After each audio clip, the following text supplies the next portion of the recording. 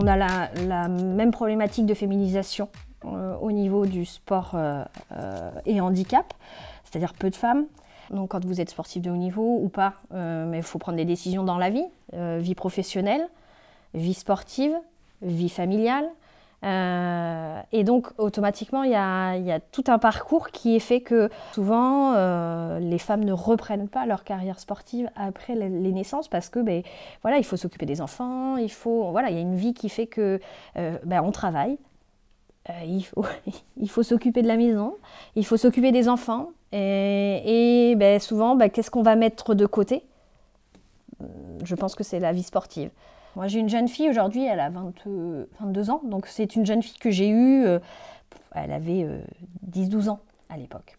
Donc on l'a toujours eue en tant que pratiquante sportive et elle, sa passion c'était le sport, on parlait de Sarbacane, donc on parle de boccia, elle était vraiment, voilà, c'est sa passion. Et en fait, elle est en structure du côté de Limoges et en fait, la structure ne comprenait pas qu'une fille puisse aller faire du sport. Elle était passionnée de ça, c'était son leitmotiv, c'était son... Ouais, aujourd'hui je vais faire du sport, enfin c'était... Voilà. Et en fait, la structure a toujours dit, mais toi en tant que fille, ça serait plutôt faire atelier cuisine, faire atelier... Non mais faire atelier couture. Et en fait, quand elle me disait ça, je lui disais, mais c'est parce que tu es la seule fille à faire, sur ces temps d'activité sportive, tu es la seule fille. Elle me dit, oui, je suis la seule fille.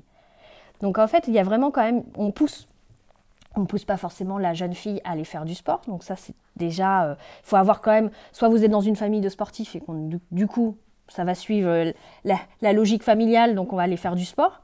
Mais en situation de handicap, on est quand même confronté à des problématiques géographiques. Si vous voulez faire de la Sarbacane, cette jeune fille, elle est de Montmorillon. Vous voyez, il faut venir s'entraîner sur Poitiers, faut quand même avoir l'appui familial quand même derrière. Et finalement, il a fallu du temps pour faire bouger un peu les choses, pour faire évoluer, pour faire changer les idées de certaines personnes aussi. Nous, on a des compétences qu'on peut les transmettre, qu'on peut les proposer, qu'on peut avoir, qu'on arrive à s'organiser pour donner du temps. Pour garder nos vies en fait, nos vies à la fois professionnelles, familiales, finalement on arrive à faire ça. Il y a beaucoup de femmes qui le font aujourd'hui.